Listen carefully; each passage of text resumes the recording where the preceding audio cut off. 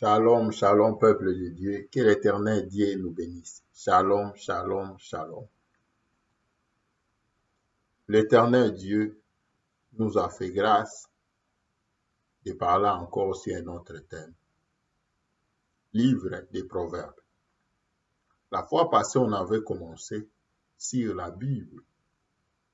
On a posté les vidéos 1 et 2 sur la Bible. Et après la suite, on a dit que le bon Dieu nous fait grâce. On va continuer sur la Bible dans plusieurs vidéos. Et si le bon Dieu aussi nous fait grâce, on peut même faire lancer les invitations vers d'autres serviteurs de Dieu, de Finlande ou de dehors. Que le bon Dieu nous fait grâce. Et la dernière partie de la fois passée, c'était le point de vue fond. On a parlé sur la Bible, c'est notre boussole, c'est le bâton du pèlerin, c'est l'arme d'un militaire, c'est par elle que nous acquérons la sagesse, c'est par elle que nous, les enfants de Dieu, nous croyons et pour s'échapper à la perdition, par sa parole, nous le mettons en pratique pour devenir saints. Excuse que le bon Dieu nous bénisse. Et la Bible nous apporte la lumière pour diriger nos vies. Elle nous servira de la nourriture pour nous fortifier et pour nous consoler. Redonner encore courage du jour au jour pour cette marche. Et à la fin, on a dit, pour ce qui concerne le point de vue fond, Luc 24, 44 à 46, Christ a dit à ses disciples dans le chemin d'Emmaüs, tout qui a été écrit dans le livre de Moïse, le prophète, les psaumes, a été écrit pour moi et parle de moi. Et la suite, la Bible dit, leurs yeux ont été ouverts. Nous, étant que chrétiens, enfants de Dieu, si ces grands thèmes, la Bible, on va se baser sur le point de vue fond. Parce que toute la Bible parle de Jésus-Christ. Avant son arrivée ici-bas, il a permis que le prophète, le psaume, Moïse parle de lui. Donc les Écritures, l'ancienne alliance, parle seulement de Jésus-Christ. Et maintenant, pourquoi parler du fond? Parce que comme toute la Bible parle de Jésus-Christ, on doit parler de chaque livre, de chaque histoire, de chaque personnage et des alliances par rapport à Christ. Amen. Sur ce, notre premier livre qu'on doit partager, c'est le livre des Proverbes. Amen. Prions le bon Dieu. Seigneur, fais-nous grâce. Visite-nous et bénis ton peuple. Partout où ils nous suivent, papa, maman, frères, sœurs, Seigneur, bénis chacun de nous. Parle-nous et édifie-nous au nom puissant de Jésus-Christ. Amen. Que le bon Dieu nous bénisse. Le livre des Proverbes. Ce livre est écrit par Salomon, fils de David. Ce livre est le résumé de la Bible pour ses instructions et sa sagesse. ce livre nous présente Christ comme notre sagesse. Amen.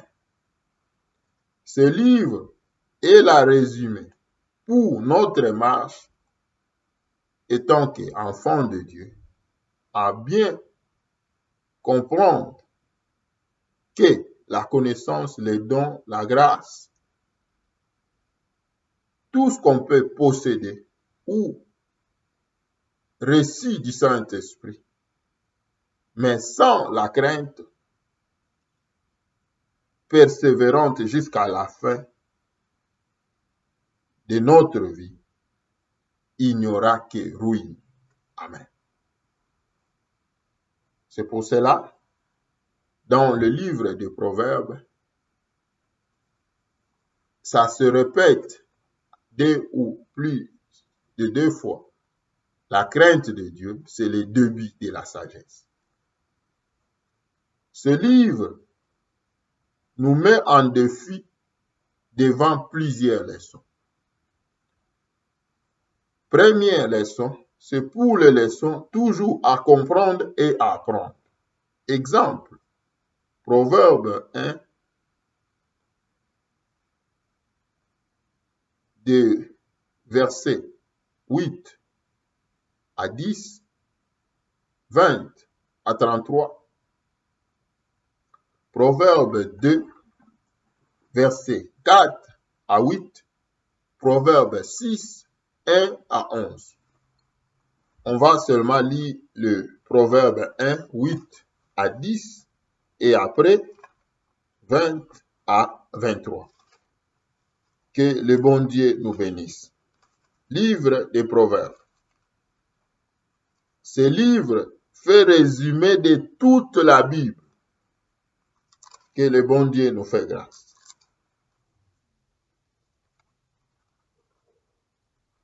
« 8 à 10, la Bible nous dit, « Écoute mon fils, l'instruction de ton père, et ne rejette pas l'enseignement de ta mère, car c'est une couronne de grâce pour ta tête et une parure pour ton cou.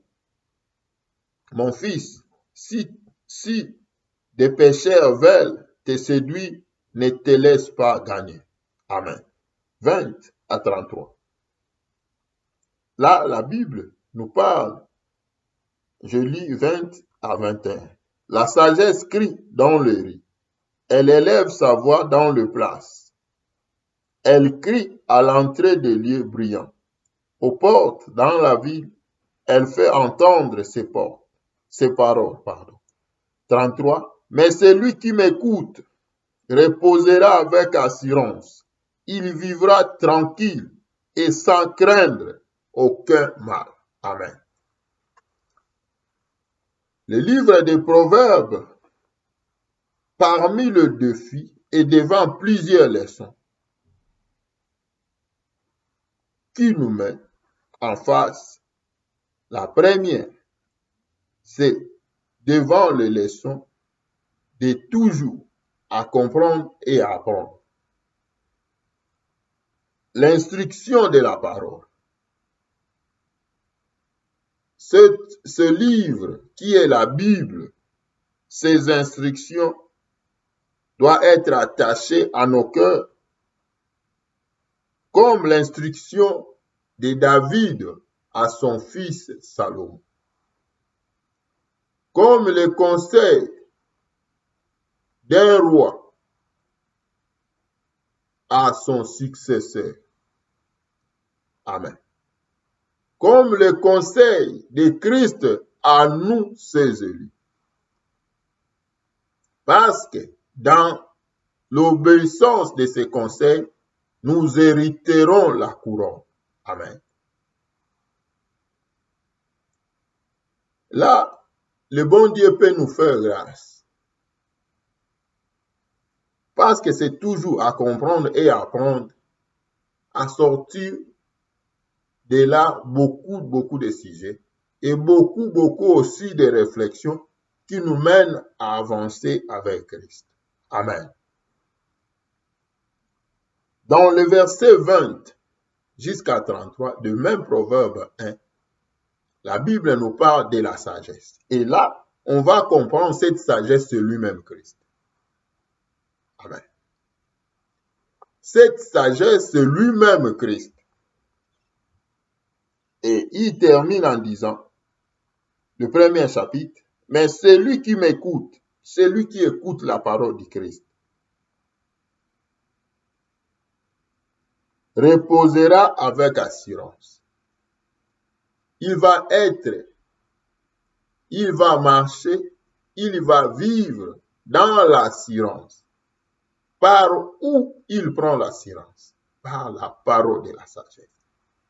Par où que nous, les enfants de Dieu, nous avons l'assurance, nous avons la protection par la parole de notre Dieu. Amen. Et la Bible ajoute, il vivra tranquille et sans craindre aucun mal. Amen. Là, c'est le premier leçon. Deuxième leçon, on peut voir aussi Proverbe 2, le verset 4 à 9. Là, vous pouvez vous-même lire à la maison. La Bible nous explique clairement que nous qui ont reçu Christ, on est obligé de chercher Christ plus que les gens qui cherchent les trésors. Laisse-moi te dire, mon frère, ma sœur, de chercher Christ comme les gens qui cherchent les trésors.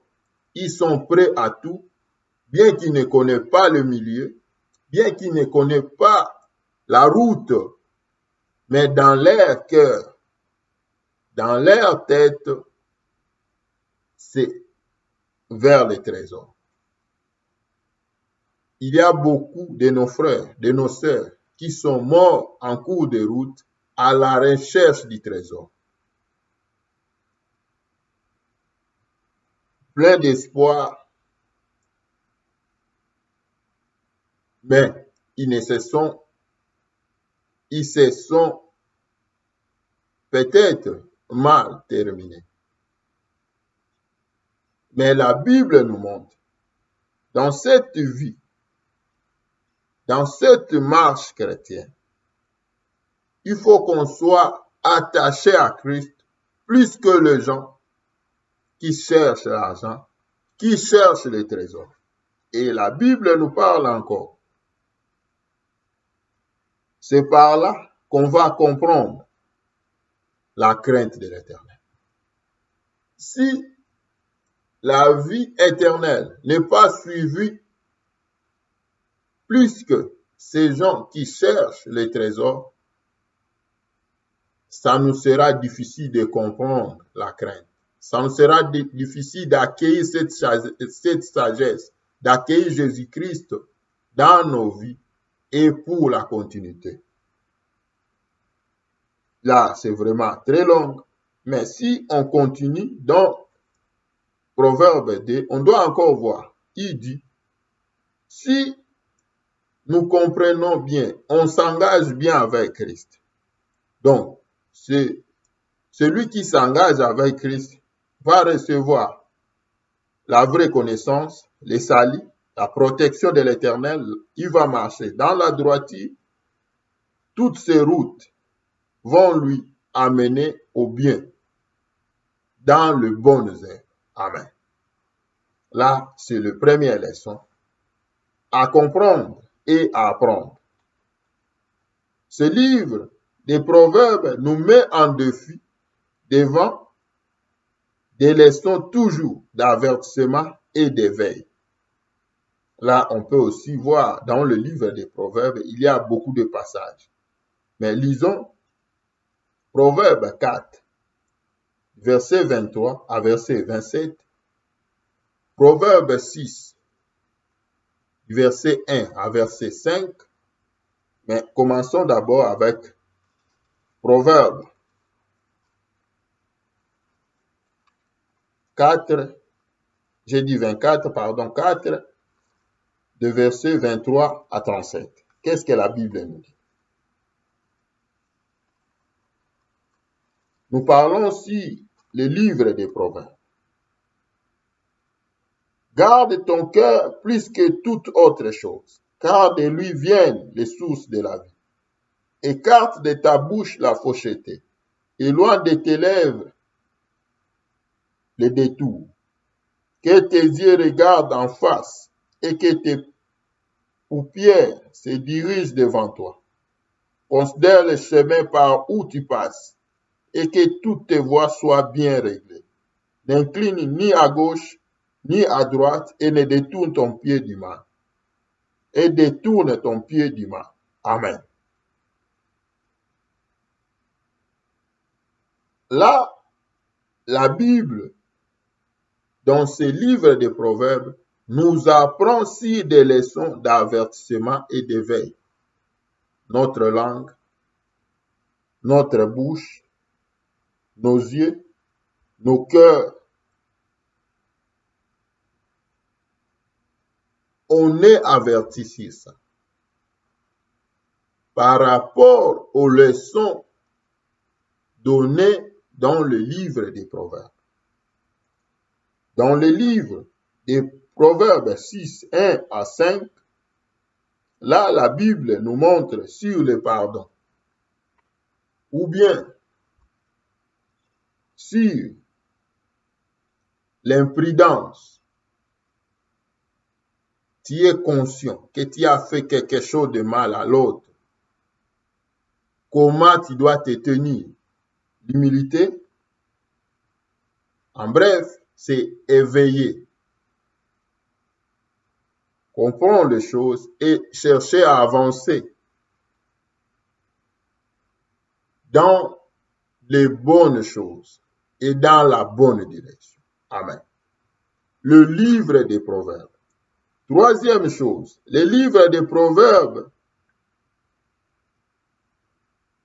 nous met en défi devant plusieurs leçons. Les leçons toujours à bien comprendre les manœuvres de l'ennemi, ses influences et tous ses traces pour chercher à nous ruiner. Proverbe 1, verset 10. On venait de lire au début des premiers points. Là, on voit David qui dit à Salomon, « Mon fils, si des pécheurs veulent te séduire, ne te laisse pas gagner. » Amen. Et la suite, on doit voir dans ce livre des Proverbes, le diable est plus présenté comme la femme prostituée. Amen. Comme la femme prostituée. Vers le chapitre 7, là, on doit voir, même la Bible nous dit, Proverbe 7, sa maison est pour la mort. Il a fait tomber beaucoup de gens à cause de sa prostitution. Parmi les leçons, les grandes leçons de ce livre nous fait résumer de toute la Bible. À comprendre les manœuvres, à bien comprendre les manœuvres de l'ennemi, ses influences et toutes ses traces pour nuire à notre vie. L'objectif, détruire, dérober nos vies, nous, de ses enfants. Amen. Nous, les enfants du Christ. Nous, les enfants du royaume. Le diable est là pour nous détruire, dérober, égorger nos vies. Il n'est pas un bon ami. Et il n'a jamais été notre ami. Il ne le sera jamais. Amen. Quatrième de leçon. Le livre des Proverbes nous met en défi devant plusieurs leçons. Le quatrième, des leçons de tous les jours pour les bonnes mœurs et l'éthique, les comportements, notre façon de vivre, notre façon de voir les choses. Pourquoi ce livre nous rappelle sur beaucoup de choses? Parce que nous, comme ses enfants, il a fait de nous des lumières du monde, le sel de la terre. En nous, le monde va être éclairé. Et comment le monde va être éclairé? Il y en a beaucoup de leçons que ce livre nous parle. Et on s'arrête par les 4 à cause du temps. Voyons un peu l'intérieur de ce livre. Ce livre a été écrit par Salomon. Qui est Salomon? Salomon, c'est le fils de David. Lui qui est le fils de David, il a reçu de son père la mission de bâtir un temple pour l'Éternel. Non pour lui seul, non pour le peuple, mais pour l'Éternel. Son père nous le dit dans 1 Chronique 29, verset 1, que ce travail est grand. L'édifice est pour l'Éternel, non pour un homme. Dans Proverbe 1, on voit les paroles de Salomon. Mais beaucoup de conseils, ce sont les conseils de son père. Quand on voit Christ dans Colossiens 2,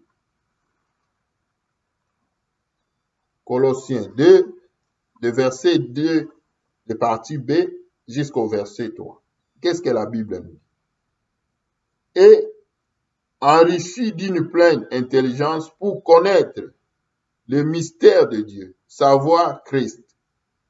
Mystère dans lequel sont cachés tous les trésors de la sagesse et de la science. Amen.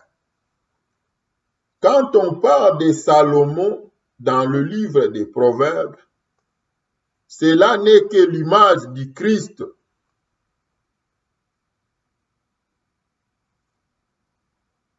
Parce que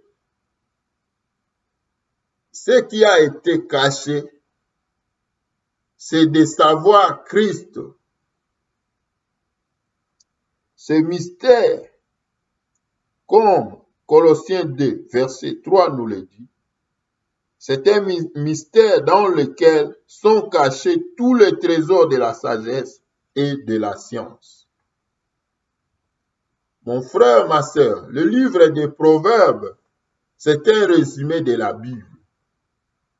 Christ, dans Philippiens 2, la Bible nous dit, Philippiens 2, versets 7 à 8, mais s'est dépouillé lui-même en prenant une forme de serviteur, en devenant semblable aux hommes, et ayant paru comme un simple homme, il s'est humilié lui-même, se rendant obéissant jusqu'à la mort, même jusqu'à la mort de la croix. Amen. Dans le livre d'Apocalypse 5, la Bible nous dit, c'est lui l'agneau qui est capable d'ouvrir le livre de la vie. Mon frère, ma sœur, le livre des Proverbes nous parle de l'histoire de Dieu avec Jésus-Christ. Dieu, pour sauver l'humanité, il se fait serviteur, il se fait fils. Et dans le livre des Proverbes, souvent dans la Bible, quand on voit les personnages, moi j'appelle souvent les empreintes de Dieu. Ces personnages qu'on lit souvent dans la Bible, souvent ce sont les images du Christ. Comment les images du Christ ou les prototypes du Christ? À chaque personne, la personne comme Salomon, il y a 2 histoires. La première histoire, c'est par rapport à la mission que Dieu lui a donnée.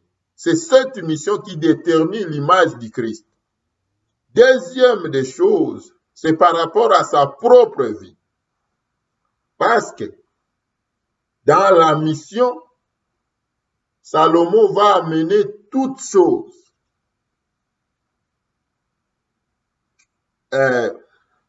établies, voulues par Dieu, que ça s'accomplisse comme Dieu l'a voulu, pour que l'image du Christ soit réelle. Mais dans sa propre vie, Salomon n'a pas tenu jusqu'à la fin. Si on suit ses conseils dans le livre des Proverbes, ça ne tient pas avec sa propre vie. Livre des Proverbes, c'est le résumé de toute la Bible. Ça nous parle d'histoire de Dieu qui se fait lui-même serviteur, obéissant jusqu'à la mort, n'est pas cédé au diable. Dans Matthieu 4, le diable est venu chercher à lui séduire. Dans les évangiles, les Juifs, les Israélites sont venus pour le lever comme roi. Il leur montre que mon royaume n'est pas de ce monde. Frères, sœurs, papa, maman, on parle des proverbes, livre des proverbes. Dieu se présente comme David. Son trône est éternel. Il choisit son fils pour nous sauver. C'est pour cela que ce livre commence par les conseils, mais à la fin, ça se termine par une femme vertueuse, l'épouse, disciple accompli dans ses devoirs. Amen. Dans le livre des Proverbes, on va comprendre sur ces résumés, sur le défi qu'on venait de citer. Il y a encore 3 choses sur Salomon qu'on va parcourir sur notre message. La première des choses, Salomon lui-même, pour conduire le peuple, il ne s'est jamais choisi pour être roi. C'est Dieu qui a parlé à son père. Parmi tes fils, j'ai choisi Salomon pour bâtir un temple, pour me bâtir un temple. C'est Dieu qui l'a choisi. Salomon n'était pas né dans une famille pauvre comme son père, non. Salomon est né dans la maison royale. Il est grandi dans la maison royale, un prince. Salomon n'a pas vécu le temps de souffrance. Il était un prince. Tout près de lui, il n'y avait que des serviteurs. Il devient roi, donc il remplace seulement son père. Même palais, même armée, mais seulement un autre roi. Amen. Même famille. Le livre des Proverbes, c'est le résumé de toute la Bible. Dieu a choisi Israël. Quand il a choisi David, Dieu a dit l'homme selon mon cœur. Quand Dieu veut susciter un successeur à David, ce n'est pas David qui choisit parmi ses fils. C'est lui-même Dieu qui choisit. L'unique condition, me bâtir, moi Dieu, un temple. N'est-ce pas vrai? Dans 1 Chronique 29, 1, David dit, ce temple, ce n'est pas pour mon fils ni pour le peuple, mais ce temple pour Dieu. 1 Corinthiens 6, verset 9, Paul nous révèle, ce temple, c'est nous les enfants de Dieu. Son esprit va habiter en nous. Nous lui appartenons. Et Salomon, la mission, c'était de bâtir le temple. Non selon ses pensées. Quand Christ est venu il est venu ici-bas, il nous a dit, je suis venu accomplir la mission que le Père m'a envoyée. Et cette mission, c'était pour nous sauver et nous bâtir. Quand il nous a sauvés, il nous dit, je ne vous laisserai jamais orphelins. Je ne vous laisserai pas orphelins. Pardon, je ne vous laisserai pas des orphelins. Il a pris son esprit. Il a dit, je prierai le Père qu'il vous donne un autre consolateur. Il parlera que de moi. Il va prendre tout ce qui est à moi, il va vous donner. C'est par là qu'on comprend que la continuité de l'œuvre de Christ est par le Saint-Esprit. C'est pour nous bâtir, nous rendre mûrs, nous affermir avant le jour du Seigneur. Amen. Même chose pour Salomon. Il va construire le temple. Mais il va se tenir devant le peuple en préparant le peuple à être ferme devant la parole de Dieu et devant leur marche. Dans des différentes leçons qu'on venait de partager au début. Que le peuple va toujours apprendre et à comprendre beaucoup de choses par rapport à leur marche. Le peuple va toujours apprendre et à comprendre des avertissements et des éveils que l'Éternel Dieu leur parle, même avec nous.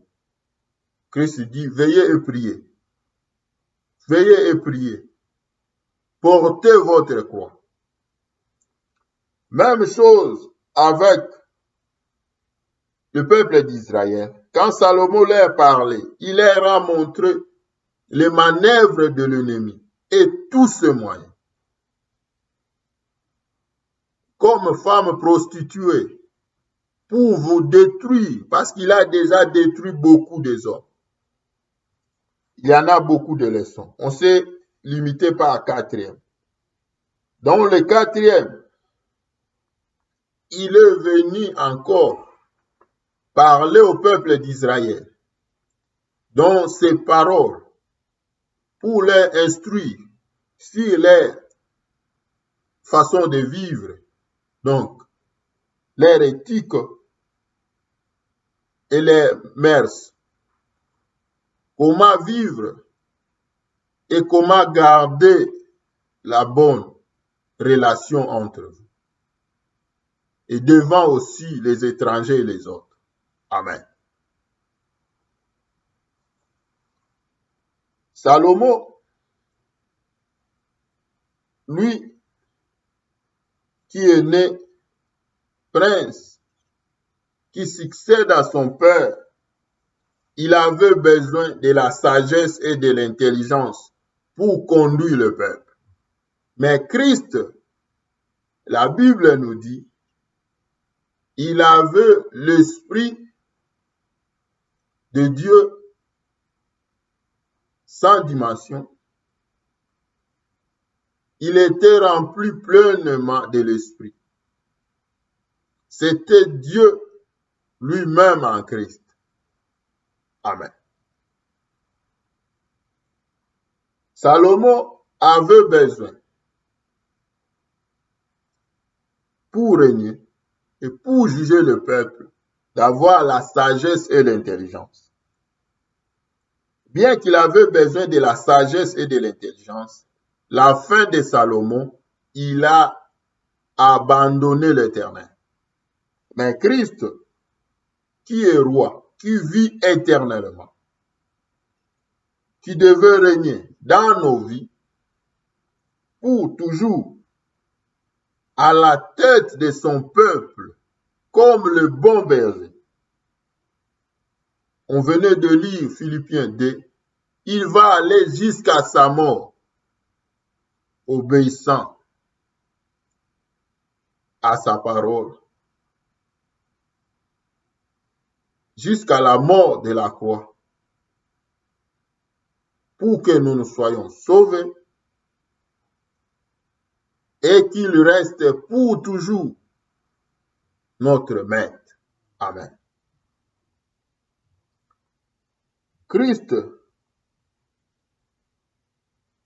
son règne est éternel, il viendra aussi juger le monde. Amen. Nous sommes devenus ses enfants à cause de l'obéissance sur la croix. Il a accepté de mourir. Il nous a sauvés.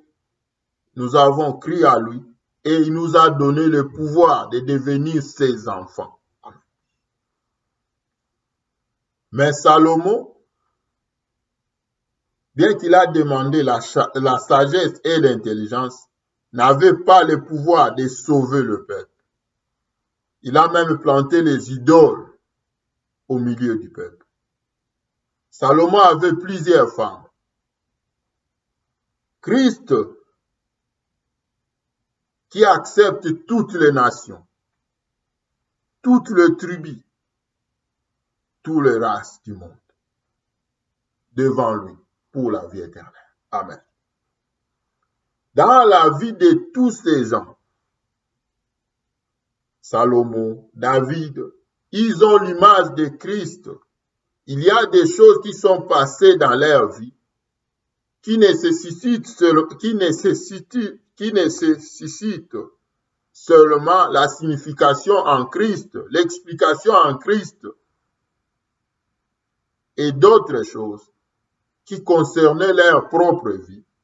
Là, nous, comme enfants de Dieu, il y a des choses à retirer et il y a des choses à rejeter. Parce que là où il y avait l'obéissance à la parole, c'est bien pour nous de tirer des leçons. Mais là où il y avait désobéissance, c'est pour rejeter. Mais il y a des choses dans leur vie se lier à l'image du Christ. Amen. Si Salomon va chercher à régner sur le peuple, Christ a été lui-même avant la création et tout a été créé par lui et pour lui. Il va régner dans nos vies, mais avant de régner dans nos vies, son règne est éternel. Amen. Il a commencé à régner avant le monde, avant la création du monde. Il règne à jamais. Mais dans nos vies, quand il prend place, il commence à régner. Amen. Que le bon Dieu nous voie. Lui qui est le grand roi, il préfère prendre place dans nos vies pour que nous aussi nous régnions avec lui. Mais comment on peut régner? On doit régner comme de lumière dans ce monde pour éclairer le monde, comme le sel qui garde sa saveur pour donner goût au monde. C'est pour cela au début on a cité des leçons où ce livre de sagesse nous met en défi. Amen. Que le bon Dieu nous dirige. Nous sommes dans la pensée du Christ. Or, dans Ésaïe 55, la Bible nous dit, comme le ciel et la terre est séparés, de la même manière, la pensée de Dieu aussi est séparé de nos pensées. Nos pensées ne sont pas les mêmes que la pensée de Dieu. Mais la Bible nous montre, quand Christ règne dans nos vies, il nous fait aussi régner pour qu'on éclaire le monde. Il verse la pensée de l'Éternel dans nos vies par rapport à sa volonté. Amen. Alléluia. Que le bon Dieu nous voie. Que le bon Dieu nous éclaire.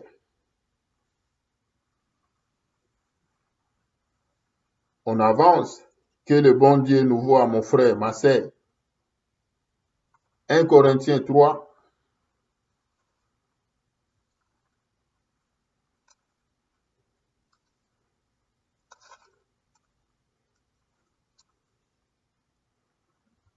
Versets 20 à 23. Je lis au nom de Jésus. Et encore, le Seigneur connaît les pensées des sages. Il sait qu'elles sont vaines. Que personne donc ne mette sa gloire dans les hommes. Car tout est à vous. Soit Paul, soit Apollos, soit Céphas, soit le monde, soit la vie, soit la mort, soit les choses présentes, soit les choses à venir. Tout est à vous. Et vous êtes à Christ et Christ est en Dieu. Amen. Que le bon Dieu nous guide et le bon Dieu nous conduit.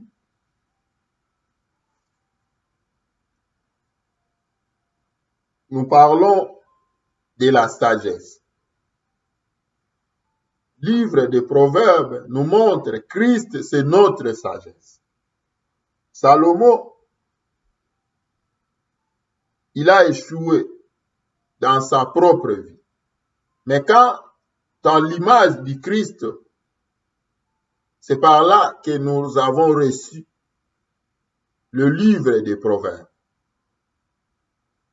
Quant à l'image du Christ qu'il avait apporté, Christ s'est révélé à Salomon pour le résumé de la Bible,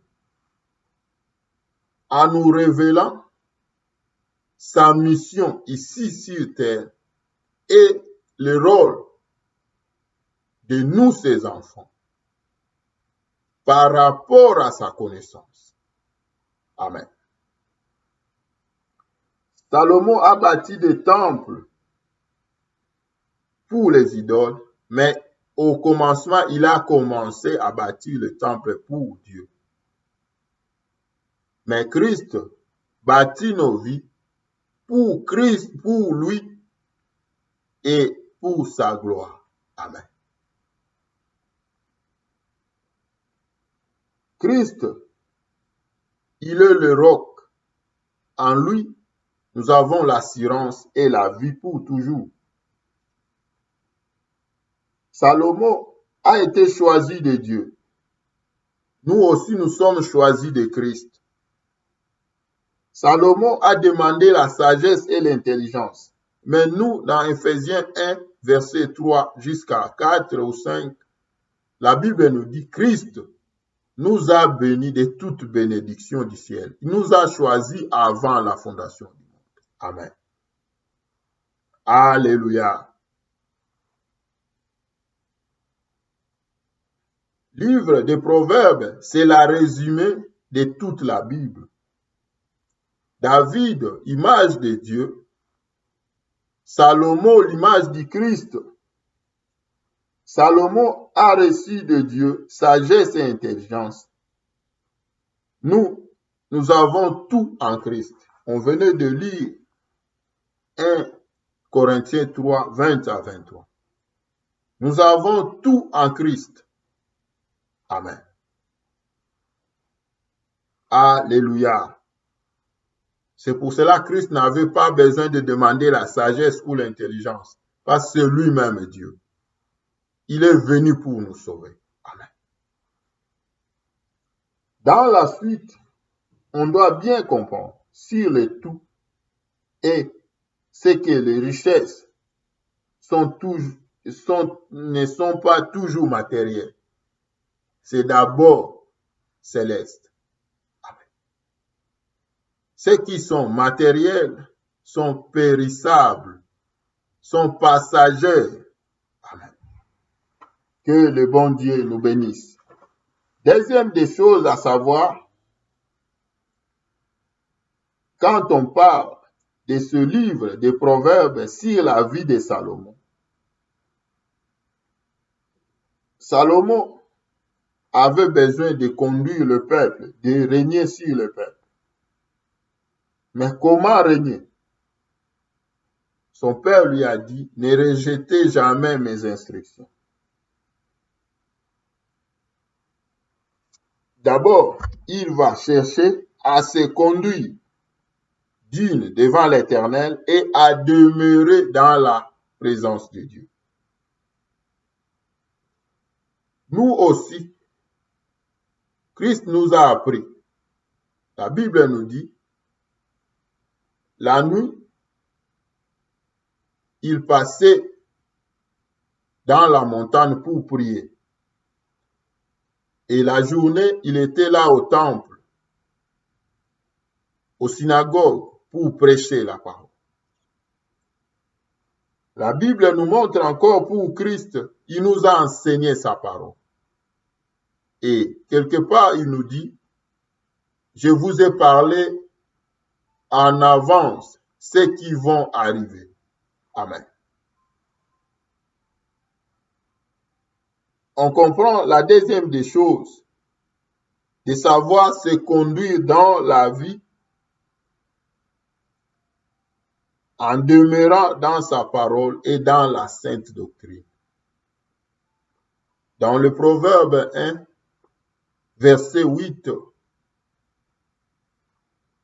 David a dit à Salomon, ne rejetez jamais, ne rejetez pas mes instructions. Nous aussi, pour la deuxième des choses, on ne doit pas rejeter la parole du Christ. On va toujours demeurer dans sa parole. Et dans cette parole, on va rester dans la sainte doctrine. Amen. Troisième des choses, Salomon, il a demandé la sagesse et l'intelligence. C'est pour juger le peuple. Mais qu'est-ce que Christ nous laisse? Christ nous laisse de se juger nous-mêmes devant toutes nos actions, car on est des hommes spirituels par qui la pensée du Christ est donnée. Amen. Par qui la pensée du Christ est donnée. Là, on peut lire 1 Corinthiens 2, 15 à 16, 1 Corinthiens 6, 1 à 3.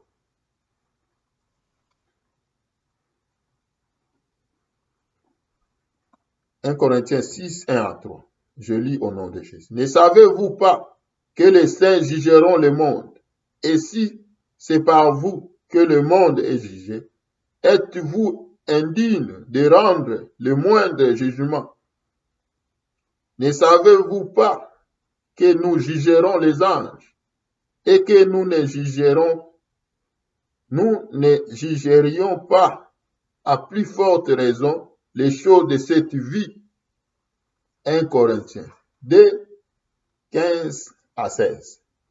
L'homme spirituel, au contraire, juge de tout, et il n'est lui-même jugé par personne, car qui a connu la pensée du Seigneur pour l'instruire? Or, nous avons la pensée de Christ. Amen. Que le bon Dieu nous voie. Frères, sœurs, papa, maman, le livre des Proverbes, c'est le résumé de la Bible. Christ s'est révélé à Salomon pour tant de conseils, mais beaucoup des instructions. Parce que c'est lui qui est la sagesse. Notre sagesse. Amen. Ça, c'est le troisième des choses. Dans ce troisième des choses, on va comprendre. C'est lui qui est la sagesse. Salomon était que quelqu'un qui remplit l'image du Christ dans sa mission, la mission que Dieu lui a confiée. Et dans cette mission, Dieu lui-même a utilisé Salomon pour accomplir la tâche qui va nous révéler Christ dans cette mission. La vie de Salomon, le pouvoir sur Israël et ses livres de proverbes. Amen. Il y a des choses sur la troisième qu'on va aussi comprendre. Si ce livre des proverbes est mal compris, il va répondre aux défis de la sagesse païenne, philosophie, psychologie, scientologie, et va fouler aux pieds la révélation du Christ qui est notre sagesse. Amen. La première des choses, pour qu'on ne se laisse pas sur l'ignorance, que ce livre,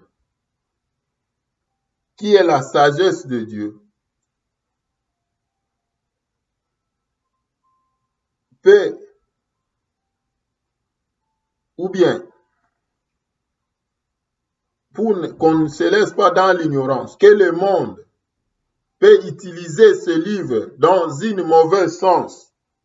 La première des choses, dans ce livre, si c'est qu'on venait de lire, Dieu nous a amenés à garder confiance à lui et à lui seul pour la tempérance, la prudence, la justice, la force en lui seul. Et après avoir nous délivré, il nous a sauvés pour l'incorruptibilité.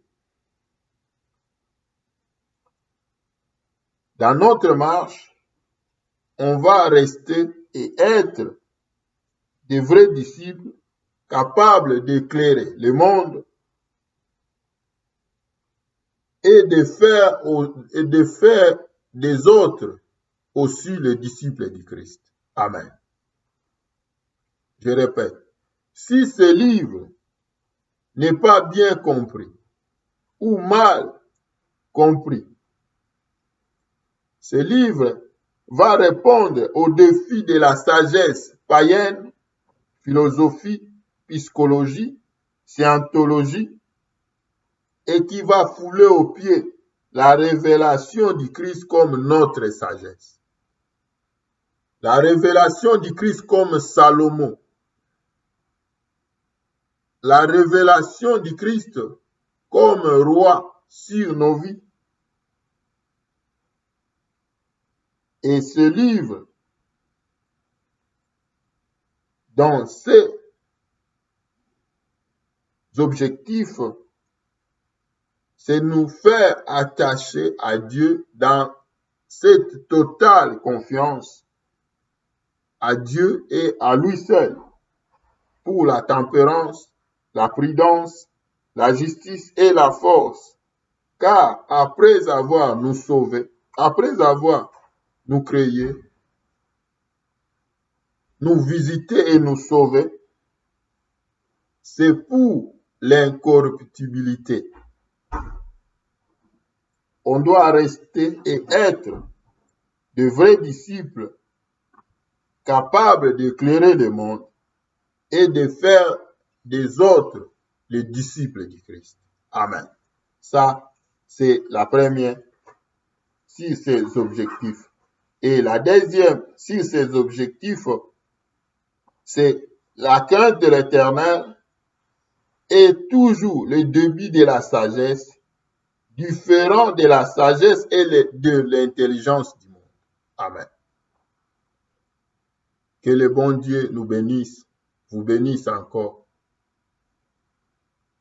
Notre deuxième vidéo sur ce livre des Proverbes, c'est par là qu'on doit encore parler et revoir aussi d'autres points. Parce que si on fait résumer sur ce livre et quelques versets, en débutant par le chapitre 1 et en terminant par ou en conclusion par le dernier chapitre où Salomon nous parle de la femme vertueuse, c'est par là qu'on va comprendre comment la Bible nous présente Christ. Lui, notre sagesse, comment il s'est fait lui-même révéler à nos vies, à ta vie, à ses enfants, parce qu'il est venu du Père pour nous sauver. Et quand il nous sauve, il nous laisse comme de vrais disciples qui vont vivre à bien connaître Christ et à marcher dans ses instructions.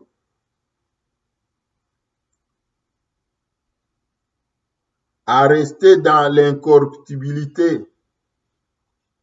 Amen. Que le bon Dieu nous bénisse. Shalom, shalom. Il y a le deuxième vidéo qui va suivre sur le livre des Proverbes. Shalom, shalom.